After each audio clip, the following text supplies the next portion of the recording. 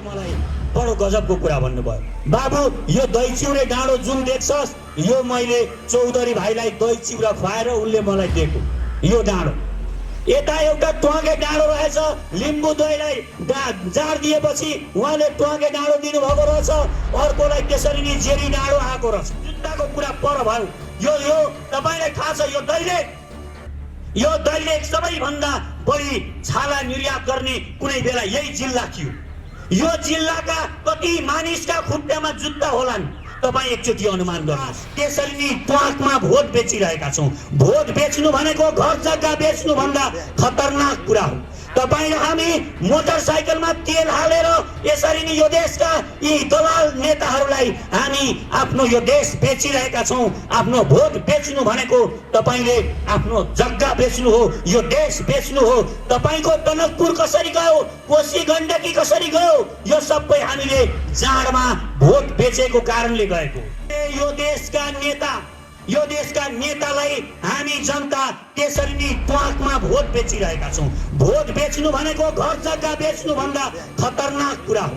तपाईँ र हामी मोटरसाइकलमा तेल हालेर यसरी नै यो देशका यी दलाल नेताहरूलाई हामी आफ्नो यो देश बेचिरहेका छौँ। आफ्नो भोट बेच्नु भनेको तपाईँले आफ्नो जग्गा बेच्नु हो, यो देश बेच्नु हो। तपाईँको टनकपुर कसरी गयो, कोशी गण्डकी कसरी गयो, यो सबै हामीले जाडमा भोट बेचेको कारणले गएको छ। जेठो छोराले आमालाई लुसेर खाइरहेको छ, आमाका गहना बेचेको छ, आमाको झाँक्रो कपाल छ, आमाका खुट्टा फुटेका छन्। जेठो माइलो काइलो साइलो कोही गर्दैनन्। आमा भनेको मातृभूमि हाम्रो नेपाल, आमाको स्याहार गर्नु त टाढाको कुरा। यिनीहरूले आमाका गहना, आमाको सौन्दर्य सारा बेचेर खाएका छन्। यिनीहरूले काम गरेनन् भनेर अब हामी आएका छौँ। हामी कसरी आमालाई कुरीबाती गर्छौँ? जस्तो मानिलिउँ यो घर छ, यो घरलाई तपाईँ सिंहदरबार ठान्नुहोस्। यो घरमा तपाईँ भित्र बिग्रिएको छ, भित्र बिग्रिएको बेला तपाईँ बाहिरबाट जतिसुकै कराउनुहोस्, यहाँबाट कराएर यदि भित्र बिग्रिएको कुरा तपाईँले कराएर भित्र बसेको मानिसले बनाइदिएन भने के त्यो घरमा उज्यालो हुन्छ? त्यो घरबाट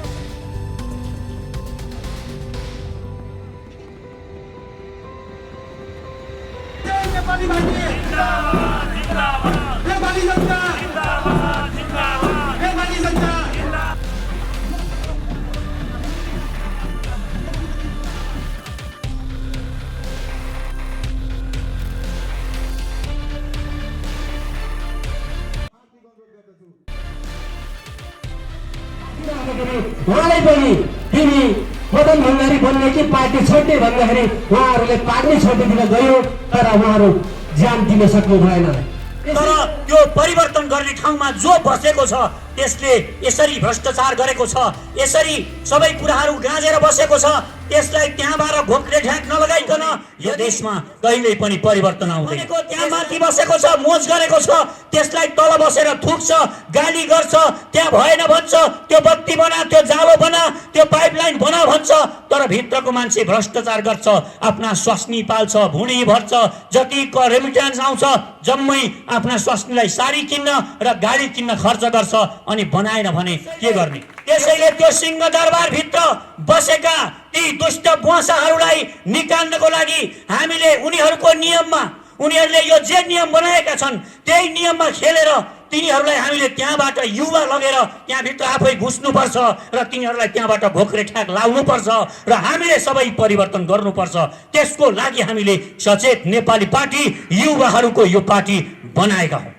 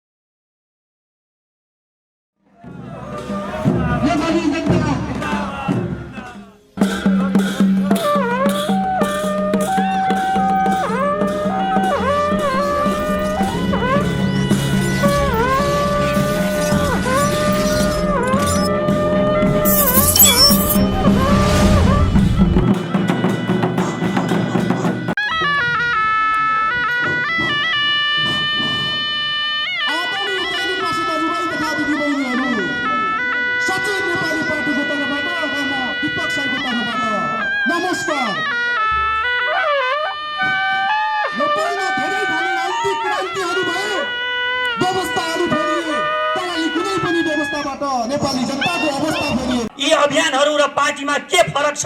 किन हामीले अभियानबाट यो देशका समस्याहरू समाधान गर्न सकिँदैन? किन पार्टी चाहिन्छ? यो कुरा म थोरै बताउन चाहन्छु। जस्तो मानिलिउँ, यो घर छ, यो घरलाई तपाईँ सिंहदरबार ठान्नुहोस्। यो घरमा तपाईँ भित्र बिग्रिएको छ, भित्र बिग्रिएको बेला तपाईँ बाहिरबाट जतिसुकै कराउनुहोस्, यहाँबाट कराएर यदि भित्र बिग्रिएको कुरा तपाईँले कराएर भित्र बसेको मानिसले बनाइदिएन भने के त्यो घरमा उज्यालो हुन्छ? त्यो घरबाट सबै देशभरिलाई सिस्टम चलेको छ। त्यो सिस्टम यदि त्यहाँको मानिसले बनाएन, हामी तल बसेर जति कराए पनि त्यसले बनाइदिएन भने कसरी त्यो सिस्टमबाट परिवर्तन हुन्छ? त्यसकारण अभियानबाट जुन परिवर्तनको हामी सोच राख्छौँ त्यसले जागरुकता गराउँछ जनतालाई। तर त्यो परिवर्तन गर्ने ठाउँमा जो बसेको छ त्यसले यसरी भ्रष्टाचार गरेको छ, यसरी सबै कुराहरू गाँजेर बसेको छ, त्यसलाई त्यहाँबाट घोक्रे ठ्याक नलगाइकन यदि त्यसलाई त्यहाँबाट घोक्रे ठ्याक लागेर तल निकालेर हामी आफू त्यहाँभित्र बसेर परिवर्तन गर्न सक्षम हुँदैनौँ भने यो देशमा कहिल्यै पनि परिवर्तन आउँदैन। त्यसकारण अभियान भनेको त्यहाँ माथि बसेको छ, मोज गरेको छ, त्यसलाई तल बसेर थुक्छ, गाली गर्छ, त्यहाँ भएन भन्छ, त्यो बत्ती बना, त्यो जालो बना, त्यो पाइपलाइन बना भन्छ, तर भित्रको मान्छे भ्रष्टाचार गर्छ, आफ्ना स्वास्नी पाल्छ, भुँडी भर्छ, जति रेमिट्यान्स आउँछ जम्मै आफ्ना स्वास्नीलाई साडी किन्न र गाडी किन्न खर्च गर्छ, अनि बनाएन भने के गर्ने? त्यसैले त्यो सिंहदरबार भित्र बसेका ती दुष्ट बुवासाहरूलाई निकाल्नको लागि हामीले उनीहरूको नियममा, उनीहरूले यो जे नियम बनाएका छन् त्यही नियममा खेलेर तिनीहरूलाई हामीले त्यहाँबाट युवा लगेर त्यहाँभित्र आफै घुस्नुपर्छ र तिनीहरूलाई त्यहाँबाट घोक्रे ठ्याक लाउनुपर्छ र हामीले सबै परिवर्तन गर्नुपर्छ। त्यसको लागि हामीले सचेत नेपाली पार्टी युवाहरूको यो पार्टी बनाएका हौँ। पानी गनाउने आउँछ, तपाईँ चौकीदारलाई भन्नुहुन्छ ए बनान, गनाउने पानी आउँछ, किन बनाउँदैनस्? उसले हुन्छ बनाउँछु भन्छ, गाली गर्नुहुन्छ, कराउनुहुन्छ, बनाउँछु भन्छ। एक दिन तपाईँहरू सबै जुलुस लिएर गइसकेपछि एकचोटि धारो खोले जस्तो पनि गर्छ, बनाए जस्तो पनि गर्छ, पानी धमिलै आउँछ, पानी गनाकै आउँछ। अब त्यो मान्छे जो त्यो चौकीदार बसेको छ, पानी रुङ्न बसेको छ, त्यो भनेको यिनै यहाँका दलाल दलका नेताहरू हुन्। ती चौकीदार मात्र हुन्। काङ्ग्रेसको शेरबहादुर, माओवादीको प्रचण्ड, केपी ओली, यी बाबुरामहरू यो चौकीदार मात्र हुन्। त्यो यिनीहरूको हातमा छैन त्यो पानी धमिलो आउने, पानी गनाउने दिने कि नदिने, सफा पानी दिने भन्ने यिनीहरूको हातमा छैन। माथि यिनीहरूको मालिक यी चौकीदारलाई चलाउने, यी गद्दारहरूलाई चलाउने अर्कै छ, विदेशी दलाल छ, विदेशी छ, युरोपियन युनियन छ, अमेरिका छ र इन्डिया छ। यी त केवल गोठाला मात्र हुन्, चौकीदार मात्र हुन्। तपाईँ हामी चौकीदारलाई त्यहाँ रुङ्न राखेका छौँ। त्यसकारण यो देश नबन्नुमा यी चौकीदारलाई जति हामी कराउँछौँ भ्रष्टाचार भनेर, त्योभन्दा 1000 गुणा हात उतापट्टि छ जुन हामी वास्तै गर्दैनौँ। यो देशका नेताहरूले मतलबै गर्दैनन् र त्यो चौकीदार सुँगुर भएको छ। आजभन्दा 73 वर्ष अगाडि सुँगुरको खोरमा केही मानिसहरूलाई सुँगुरको खोर सफा गर्नको लागि तपाईँ हामीले पठायौँ 73 वर्ष अगाडि। त्यस पछाडि वर्षै पछि 5 वर्षमा 10 वर्षमा सुँगुरको खोर त्यो सफा गर्न भनेर मान्छे पठाउँदै गयौँ। आज 77 साल आयो। यी अहिलेका दल भनेका काङ्ग्रेस, कम्युनिस्ट, राप्रपा र यी जसपा जति पनि दलहरू छन्, यी सबै तिनै सुँगुर हुन्। सुँगुरको खोर सफा गर्न पठाएको ती सबै आफै सुँगुर बनेर ढालीमुली गरेर बसिरहेका छन्। त्यसकारण सुँगुरहरूलाई निकाल्नको लागि हामी सचेत नेपाली युवाहरूले यो पार्टी बनाएको भन्छौँ भने त्यसो भए के लिएर आएको छ सचेत नेपाली पार्टीले? सचेत नेपाली पार्टीसँग त्यस्तो के छ जुन यो आएपछि परिवर्तन गर्छ भन्ने के आधार छ? धेरैको प्रश्न छ। अहिलेसम्म यी ठुला पार्टीहरूले यो देश बनाउन सकेनन्। तैँले चाहिँ गर्छस्, तँ कान्छो छोरो रहेछस्, कान्छो छोरोले चाहिँ गर्छ भन्ने के ग्यारेन्टी छ? जेठो छोराले आमालाई लुसेर खाइरहेको छ, आमाका गहना बेचेको छ, आमाको झाँक्रो कपाल छ, आमाका खुट्टा फुटेका छन्, जेठो माइलो काइलो साइलो कोही गर्दैनन्। आमा भनेको मातृभूमि हाम्रो नेपाल, आमाको स्याहार गर्नु त टाढाको कुरा। यिनीहरूले आमाका गहना आमाको सौन्दर्य सारा बेचेर खाएका छन्, यिनीहरूले काम गरेनन् भनेर अब हामी आएका छौँ। हामी कसरी आमालाई कुरीबाटी गर्छौँ त? कसरी यो देशका यी जनताहरू, जो देशका नागरिकहरूका जसको खुट्टामा चप्पल छैनन्, जुत्ताको कुरा पर भयो। यो तपाईलाई थाहा छ, यो दैलेख सबैभन्दा बढी छाला निर्यात गर्ने कुनै बेला यही जिल्ला थियो। यो जिल्लाका कति मानिसका खुट्टामा जुत्ता होलान् तपाईँ एकचोटि अनुमान गर्नुहोस्। ती छालाहरू कहाँबाट आउँथे, कहाँ गए? खोइ ती फ्याक्ट्रीहरू। अब हामीले यो कुरामा विचार गर्न जरुरी छ। त्यसकारण कुनै पनि कुरा हामीलाई प्रयोग गरिरहँदा तपाईहरूलाई एउटा कुरा थाहा छ होला, तराईमा मेरा बुवाको जग्गा निकै जग्गा थियो। उहाँका कुनै जग्गाको नाम दैचिउरे डाँडो, कुनैको नाम जेरी डाँडो रहेछ। अनि मैले बुवालाई अलि ठुलो हुँदै गएपछि सोधेँ, बुवा यो दैचिउरे डाँडो कसरी भयो, यसको नाम कसरी रह्यो, यो जेरी डाँडो कसरी भयो, अनि एउटा त्यो हुर्के डाँडो पनि रहेछ, अर्को डाँडो ट्वाङ्गे डाँडो रहेछ, यी कसरी भयो बुवा भनेर सबैको मैले नाम यो हुनुको कारण सोधेँ। बुवाले मलाई बडो गजबको कुरा भन्नुभयो, बाबु यो दैचिउरे डाँडो जुन देख्छस्, यो मैले चौधरी भाइलाई दही चिउरा खुवाएर उनले मलाई दिएको यो डाँडो। यता एउटा ट्वाङ्गे डाँडो रहेछ, लिम्बू दहीलाई जाड दिएपछि उहाँले ट्वाङ्गे डाँडो दिनुभएको रहेछ, अर्कोलाई त्यसरी नै जेरी डाँडो आएको रहेछ।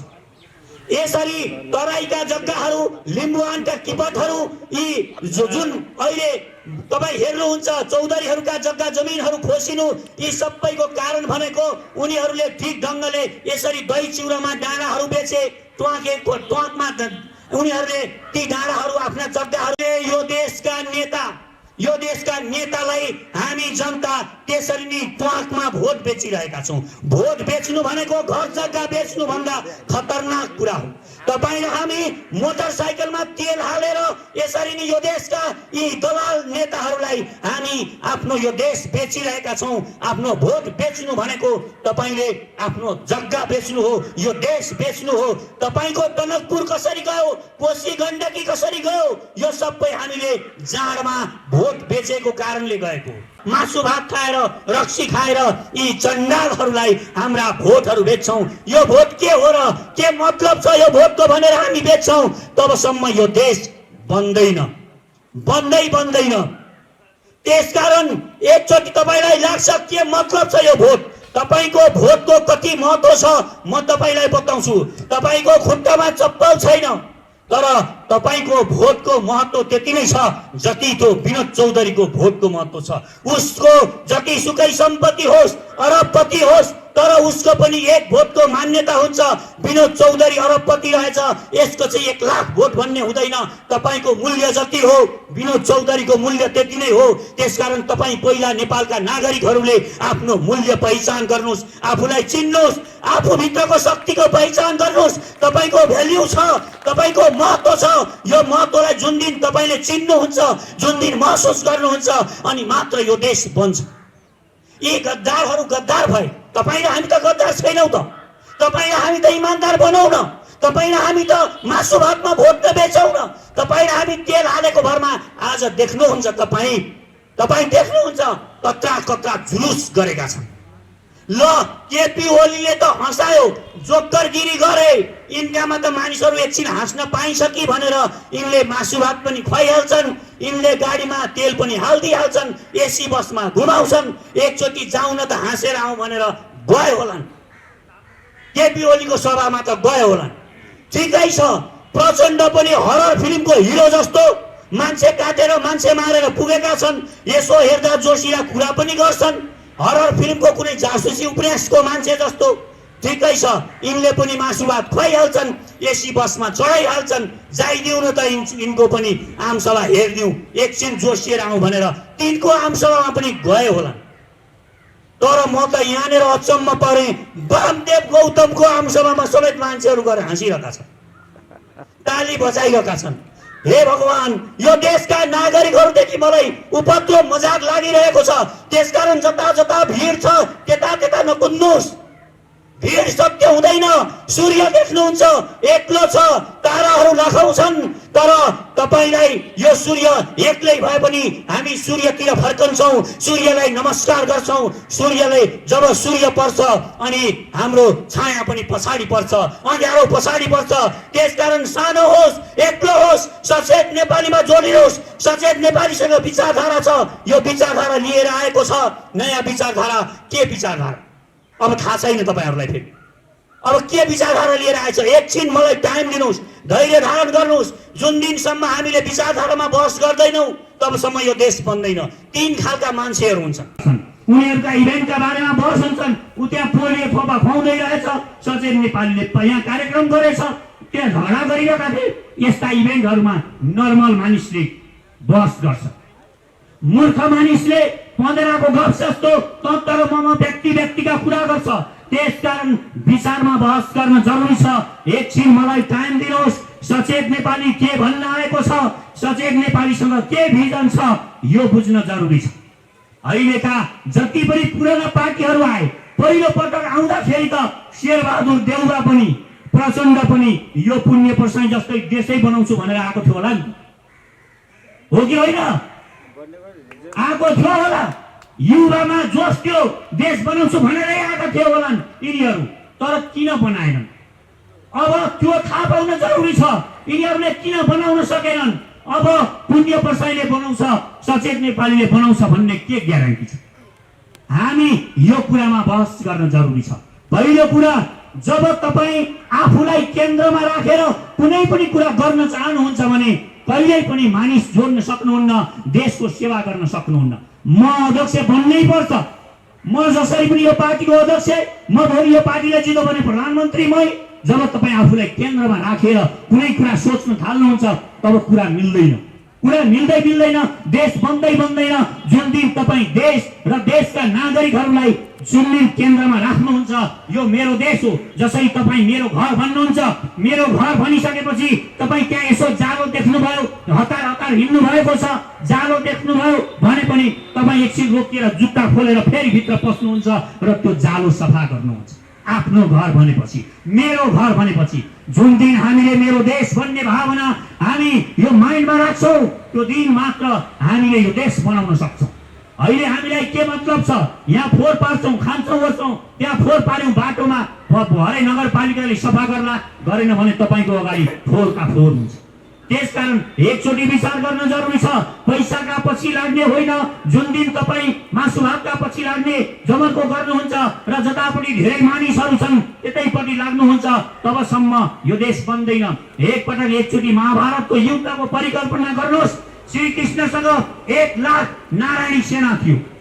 नारायणी 1 लाख सेना, 1 लाख। त्यो बेला एकचोटि परिकल्पना गर्नुहोस्, 1 लाख सेना एकपटक एकातिर कृष्ण, दुर्योधन र अर्जुन सँगै सहयोग माग्न गए। सहयोग माग्न जाँदाखेरि दुर्योधनलाई पहिला भगवान कृष्णले सोध्नुभयो, तपाईँ मेरो 1 लाख नारायणी सेना लिन चाहनुहुन्छ कि म एउटा कृष्णलाई लिन चाहनुहुन्छ? दुर्योधनले भने, यो नाते एउटा मान्छेलाई लिएर मलाई के हुन्छ? म त अत्याधुनिक हतियारले सम्पन्न यही 1 लाख सेना लिन्छु, म 1 लाख सेना लिने। अनि अर्जुनलाई सोध्नुभयो, तिमी के गर्छौ? अर्जुनले भने, म एउटै लिन्छु, म कृष्णलाई लिन्छु। त्यसकारण तपाईहरूले यो कुरा बुझ्न जरुरी छ। 1 लाख सेना भएको त्यो नारायणी जुन दुर्योधनको पक्षमा लागेको थियो र उसँग लाखौंको सेना भएको थियो, त्यसले जित्यो कि एउटा कृष्ण जसलाई साथ लिएको थियो त्यसले जित्यो? यो कुरा बुझ्न जरुरी छ। हामीले एउटा हो सत्यको पक्षमा, एउटातिर एक्लै उभिएको छ भने सत्यको पक्षमा लाग्ने। जुन दिन जमर्को गर्छौँ त्यसपछि त्यो सत्यले बिस्तारै आफ्नो ज्योति बढाउँदै लान्छ र त्यसले एक दिन जित्छ, जित्ने साहस गर्छ। हरेक मानिसमा त्यो साहस हुन्छ, शक्ति हुन्छ। त्यो तपाईभित्र लुकेको शक्तिलाई तपाईले पहिचान गराउने एउटा मान्छेको आवश्यकता छ। जुन दिन तपाईले आफू भित्रको सिंहलाई जगाउनुहुन्छ त्यो दिन तपाईले लाखौंको सेनालाई 10-20 सेनाले तपाईँ इतिहास छ पृथ्वीनारायण शाहको इतिहास इच्छा शक्ति भयो भने एउटा मान्छेले दुनियाँ हाँक्न सक्छ, दुनियाँ परिवर्तन गर्न सक्छ। त्यसकारण अगाडि बाटो छैन, अगाडिबाट छिर्ने बाटो छैन भनेर तपाईँ चुप लागेर मेरो यति नै रहेछ सत्य, म यहाँबाट अगाडि बढ्न सक्दिनँ भनेर चुप लागेर नबस्नुहोस्, खोज्नुहोस्। बाटो पछाडि हुन सक्छ, अगाडिबाट हान्न सक्नु भएन, पछाडि आउनुहोस्। पर हुन सक्छ, पछाडिबाट हान्नुहोस्। अगाडि बाटो छैन बन्नको लागि पछाडिबाट बाटो बनाउनुहोस्। यो सचेत नेपाली भनेको त्यो पुरानो दल र पुराना पार्टीहरूले जुन बाटो बनाएका छन् त्यो बाटोबाट हामी हिँड्यौँ भने हाम्रो देशको भविष्य अन्धकारमा गएर चुर्लुममा डुब्छ भन्ने हामीलाई थाल लागेपछि, हामीलाई निर्चोर भइसकेपछि हामीले आफ्नै बाटो खन्नको लागि यहाँ आएका हौँ। यो बाटो यो सानो छ, साँघुरो छ, अहिले यहाँ हामी थोरै छौँ, तर एक दिन यो ठुलो बन्ने छ, यो फड्को बन्ने छ। चाँडै नै यही सचेत नेपाली पार्टीको तपाईकै जीवनकालमा सरकार बन्ने छ र तपाईले यो देश परिवर्तन गरेको यो पार्टीले गरेको तपाईले हेर्न पाउनुहुनेछ, विकास कार्य गरेको हेर्न पाउनुहुनेछ। कसरी विकास कार्य हुन्छ केही कुराहरू छन्। अघि मैले तपाईलाई बताइरहेको थिएँ, चौकीदार, गोठालो, चेस खेल्नु भएको छ या कसैले भने तपाईहरुलाई थाहा होला। चेसमा राजा हुन्छ, हात्ती घोडाहरू हुन्छन्, सिपाहीहरू हुन्छन्। खेल्ने मान्छे को हुन्छ? खेल्ने चाहिँ अर्को हुन्छ। अनि जसले हारे पनि जसले जिते पनि के हुन्छ? अन्तिममा ती चेसका गोटी एउटै टोकरीमा खटाखुटुक पार्ने हो। अहिले माधव नेपाल, केपी ओली र प्रचण्डहरू जुधिरहेका छन्। यी चेसका गोटी मात्र हुन्, यिनीहरूलाई खेलाउने अरू नै कोही विदेशी शक्ति छ। अन्तिममा यी जसले जिते पनि जो जे भए पनि यिनीहरू एउटै टोकरीमा पर्ने हो। यी दुईटैले हार्ने हो, यो देशले हार्ने हो। यिनीहरू यो देशलाई हराउने खेल खेलिरहेका छन्। त्यसकारण यिनीहरूलाई समर्थन गर्नुपर्ने कुनै पनि जरुरी छैन। त्यही यी दुईटा जुधिरहेको बेला दुईटा भाले मस्त जुधिरहेका छन्। एउटा भालेले अर्को भालेलाई हराउँछ अनि जिते म भनेर कुखुरी कहाँ गर्न माछमा चढ्छ। माछ भनेको थाहा होला, तराईतिर पराल राखेर बनाएको ठाउँ हुन्छ। माछमा चढ्छ, माछमा चढेर कुखुरी कहाँ गरेर कराउँछ। त्यही बेला माछबाट बाज आउँछ, त्यही भालेलाई पनि उडाइदिन्छ। यो देशका यिनीहरूले के सोचेका छन्? यी दुईटा जुझ्छन् र कांग्रेसले म भाले म जितिहाल्छु भनेर मक्क परेर बसेको छ। अन्तिममा त्यो भालेलाई पनि उडाउने बाजले हो। यो कुरा बुझ्न जरुरी छ।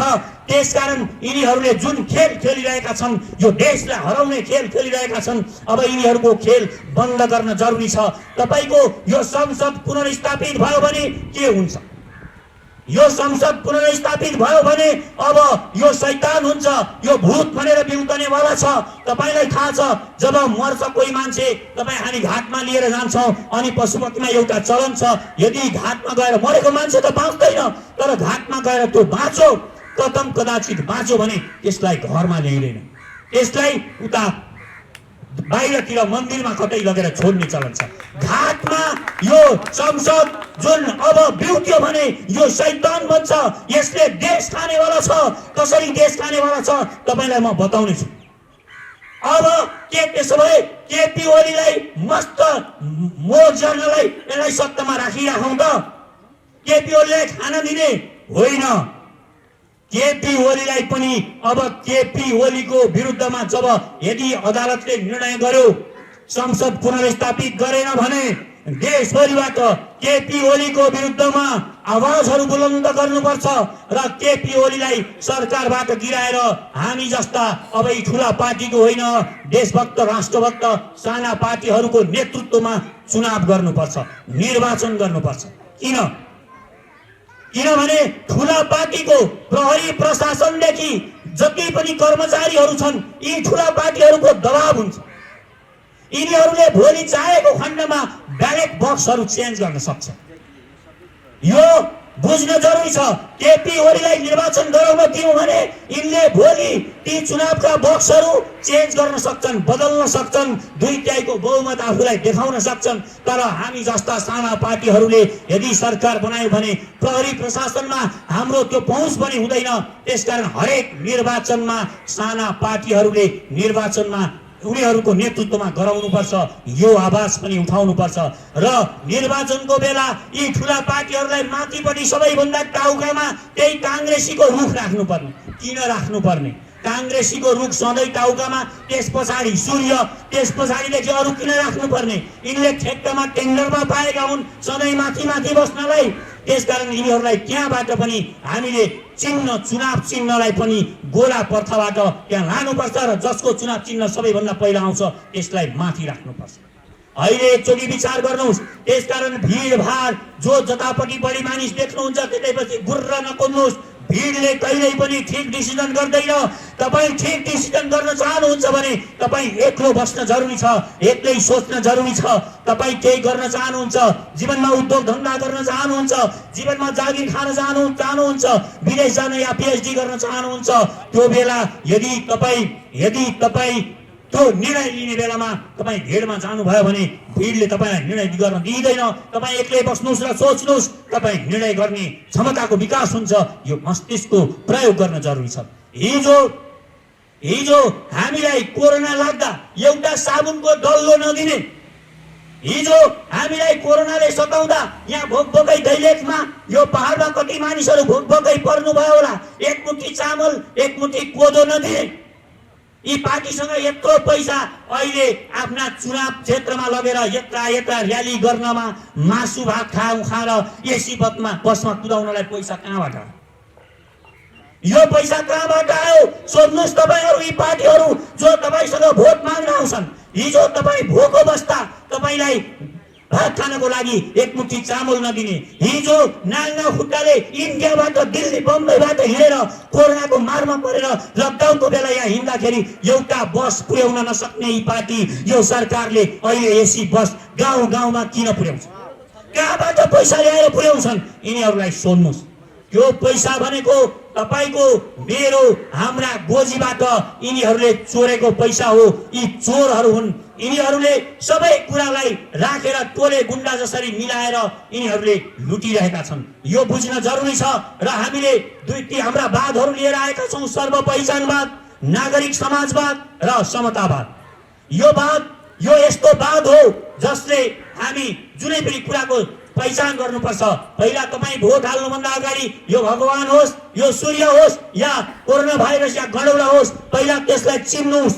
त्यसलाई चिनेर त्यसको पहिचान गरेपछि मात्र व्यवहार गर्नुहोस्। कोही मान्छे तपाईँकोमा आयो, अलिकता लोभ देखाइदियो, एउटा पहेँलो चिज लिएर आयो, ओहो सुन पो लिएर आएछ, कति रुपियाँ भाइ सुनको तोलाको? दाइ मलाई अप्ठ्यारो परेको छ, म त 20,000 तोलाले नि दिन्छु, अहिले त बजारमा लाख छ। पहिचान नगरिकन किन्नुभयो, गोजीमा हाल्नुभयो, 4 दिनपछि गएर जाँच्दाखेरि त नक्कली छ, पिक्कल पो छ। कुनै पनि चिज पहिचान नगरिकन व्यवहार नगर्नुहोस्। मानिसलाई पैसा दिनुहोस् या भोट दिना पहिचान गर्नुहोस्। किन भोट दिइरहेको छु प्रश्न गर्नुहोस्। कसलाई भोट दिइरहेको छु सोच्नुहोस्, त्यसलाई चिन्नुहोस् अनि मात्र त्यसलाई व्यवहार गर्नुहोस्। पहिचान गरेपछि व्यवहार गरौँ अनि मात्र हुन्छ। र हामी यही भन्नको लागि आएका हौँ र हामीले समतावाद भनेका छौँ। अहिले धार्मिकहरूले भन्ने गर्छन् राम राज्य, अनि मार्क्सवादीहरूले भन्ने गर्छन् साम्यवाद र काङ्ग्रेसीहरूले भन्ने गर्छन् समाजवाद। यी सबै हवाई कुरा हुन्। यी केही पनि असम्भव छ। हामीले चाहिँ समतावाद भनेका छौँ। के हो समतावाद? यहाँ त्यो घर देख्नुहुन्छ, त्यो 6 तले घर छ, 5 तले घर छ, छेउमा अर्को एउटा सानो घर पनि छ। मानिस फरक हुन सक्छ। तपाईँ धनी हुन सक्नुहुन्छ तर अर्को गरिब हुन सक्छ। उसलाई राज्यले घाँस बाँस कपास शिक्षा स्वास्थ्य सुरक्षा र राष्ट्रियता र समानताको ग्यारेन्टी गरिसकेपछि तपाईँ जे भए पनि त्यहाँबाट तपाईँ खुसी हुनुहुन्छ भने पहिला खुसी महत्त्वपूर्ण हुन्छ। यहाँ सुतेर एउटा जोगी मस्त आनन्दित छ, खुसी छ भने तपाईले उतो घरमा बसेर हो त्यो जोगी त खतम रहेछ भन्न अधिकार छैन। किनभने तपाईँ त्यहाँ माथि 5 तला 6 तला माथि बसेर तपाईँ प्यारालाइज भएर खाटमा हिँड्नै नसक्ने, यो घाममा आउन नसक्ने भएर त्यहाँ लडिरहेको हुन सक्नुहुन्छ। तपाईसँग अरब पैसा भए पनि तपाईँ खुसी होइन। खुसी र धन अलग कुरा हो। हामी यो देशलाई विश्वको सबैभन्दा खुसी राष्ट्र पनि बनाउन चाहन्छौँ। खुसी हुनु भनेको धनी हुनु मात्र होइन। हामीले चाहिने अति आवश्यक कुराहरू पुगिसकेपछि हामीले अरूसँग प्रतिस्पर्धा, यो रिस, यो झगडा, यो बम, यी बारुद, यी अणुबम सबै एकअर्कालाई ईर्ष्या गरेर एकअर्कालाई जित्न खोज्दाखेरि भएको। म जस्तो तपाईँले देखिनु पर्दैन। तपाईँ जस्तो हुनुहुन्छ युनिक हुनुहुन्छ, तपाईँ अद्भुत हुनुहुन्छ। तपाईँसँग जुन गुण छन्, जुन क्षमता छ त्यो अरूको भन्दा फरक छ, त्यो योग्य र अद्भुत छ। त्यही क्षमताको विकास गर्नुहोस्। यो पुण्य बसाइ जस्तो हुनु पर्दैन, आवश्यक छैन। तपाईँ आफू जस्तो हुनुहोस्, आफू जस्तो भएर खुसी रहनुहोस्। जुन दिन हामी अरूसँग दाँजिन्छौँ, जुन दिन हामी अरूसँग एकचोटि दाँजिएर हेर्ने गर्छौँ, तब मात्र दुःखको कारण त्यही भन्छ। यसको 6 तले घर, यसको 10 तले घर, मेरो सानो भनेर जुन दिन तपाईँ दाँजिन थाल्नुहुन्छ, दुःखको सबैभन्दा मूल कारण त्यही हो। हामीले ठिक ढङ्गले व्यवहार गरौँ, हामी खुसी हौँ, समाजमा खुसी वितरण गरौँ, एकअर्कालाई खुसी साटौँ र यो देशलाई एउटा खुसी राष्ट्र बनाऊ। हामीले यो देशका वन जङ्गलमा जुन अहिले सखुवाहरू राखेका छन्, जुन 100 वर्षमा पनि नबढ्ने खालका रुखहरू, कटान हुन नसक्ने खालका रुखहरू राखेको छ र हरियो वन नेपालको धन बनेको छ। हामीले यो देशको विकास गर्नमा यो देशलाई विश्वको 10औं धनी राष्ट्र 15 वर्षमा हामी बनाउन सक्छौँ। सचेत नेपालीले बनाउन सक्छ भनेर मैले भनिरहँदा मानिसहरू मलाई उडन्ते कुरा गर्छ, हवाई कुरा गर्छ भनेर भन्ने गर्छन्, तर बनाउन सकिन्छ।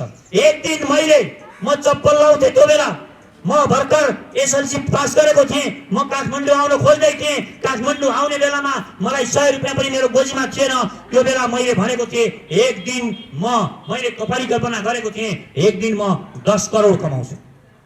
मानिसहरू हाँसेका थिए, घरका मानिस मात्र होइन, गाउँका मानिस हाँसेका थिए। तर पुण्य प्रसाईले 10 करोड कमायो। काठमाडौँमा आएर व्यापार बिजनेस गरेर दुःख गरेर कमायो। कमाउन सकिन्छ। तपाईँले इच्छा शक्ति राख्नुपर्छ। यो देश बनाउँछु भन्नुपर्छ, म घर बनाउँछु, म आफू बन्छु भनेर जुन दिन तपाईँ दृढ इच्छा शक्ति राख्नुहुन्छ, मस्तिष्कमा म गर्न सक्छु भन्ने साहस भर्नुहुन्छ, त्यो दिन भगवानले पनि तपाईँलाई रोक्न सक्दैनन्। तपाईँलाई त्यो स्वतन्त्रता दिएको छ, तपाईँ गर्न सक्नुहुन्छ।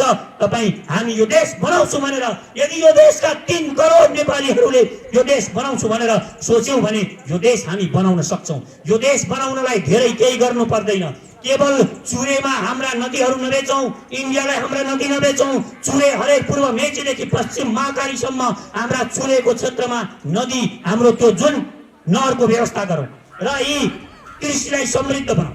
त्यस पछाडि यो वनहरू छ, वन फजुलमा हामी 100 वर्षसम्म हामी बेच्न नहुने खालका रुखहरू राखेका छौँ। केवल 10 वर्षमा कटान गरेर बेच्न हुने रुखहरू बनाऊ। रक्त चन्दन लगाऊ, रबर बनाएर रबरको हामी उद्योगहरू खोलौँ, बाँस लगाएर कागज कारखानाहरू खोलौँ र रक्त चन्दन लगाऊ। अनि त्यस पछाडि बोधिचित्र र रुद्राक्षहरू लगाऊ। ती नगदे बारीमा परिणत गरौँ, नगदे वन बनाऊ। यो वनले नै हामीलाई विश्वको धनी बनाउँछ। हामीले पाम तेल हामी अरबौँको ल्याइरहेका छौँ, त्यो पनि हामी यहीँका जङ्गलहरूमा बनाउन सक्छौँ। यो जङ्गललाई हामी आय गर्ने खालको जङ्गलमा परिणत गर्न जरुरी छ। एउटा रुख काट्नु पर्यो, अहिले सडेर गएका छन् जङ्गलमा रुखहरू, त्यो काटेर उपयोग गरिँदैन। जुन दिन फटाहरूले जुन दिन बेच्नु पर्ने हुन्छ, अरबौँका फर्निचरहरू बाहिरबाट ल्याएका छन्। यो देशका जडीबुटी र यो देशको पर्यटनलाई मात्र ठिक ढङ्गले विकास गर्न सक्यौँ भने म तपाईँलाई विश्वास दिलाउँछु, 15 वर्षमा यो देश विश्वको 10औं धनी देश बन्छ। हाम्रा कोही मानिसहरू, जो 80 लाख मानिसहरू विदेशमा हुनुहुन्छ, ती 80 लाख मानिसहरूलाई रोजगारी दिएर यदि सचेत नेपाली पार्टीले 15 वर्ष शासन गर्न पाउने हो भने हामी ती 80 लाखहरूलाई नेपालमा फिर्ता ल्याएर 30 लाख विदेशीहरूलाई हामी यहाँ रोजगारी सृजना गरिदिन्छौँ। यो हामीलाई विश्वास छ। हाम्रा इन्जिनियर टिमहरूले, हाम्रा विकासविदहरूले, सचेत नेपालीका विकासविदहरूले यो योजना बनाउनु भएको छ। त्यसकारण म विश्वास दिलाउँछु, यो देश बनाउन सकिन्छ। आशा नमानौँ, आशा बचाउन जरुरी छ। जुन दिनसम्म आशा जीवित रहन्छ, त्यो दिनसम्म हामी मर्दैनौँ। यो देश त्यति छिटै दलालहरूले यो देश बेचेर खाने अवस्था हामी बनाउन दिँदैनौँ। हामी युवाहरूलाई शक्तिमा लिएर, युवाहरूबाट हामी सिंह दरबारमा युवाहरूलाई लिएर यो देशको सत्ता चलाउन चाहन्छौँ। त्यसकारण मेरो अनुरोध छ यहाँहरूलाई, एकपटक सचेत नेपाली पार्टीमा संलग्न हुनुहोस्।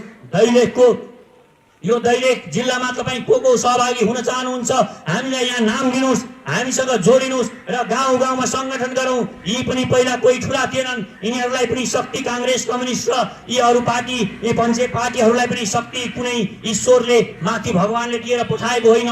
मङ्गल ग्रहबाट यिनीहरूले शक्ति लिएर आएका होइनन्, तपाईँहरूले शक्ति दिनुभएको हो। त्यो शक्ति खिच्नुहोस्। तपाईले दुष्टलाई, राक्षसलाई, शैतानलाई शक्ति दिनु भएको छ। त्यो शक्ति खिच्नुहोस्। शक्ति खिच्न सक्ने शक्ति तपाईसँग छ। त्यो शक्ति हामीलाई प्रदान गर्नुहोस्। तपाईहरुको एक भोट, एक पोइन्टको महत्त्व छ। तपाईको जुन भोट छ, त्यो नबेच्नको लागि म सारा नेपालीहरूलाई अनुरोध गर्छु। हवस् त, जय सचेत नेपाली।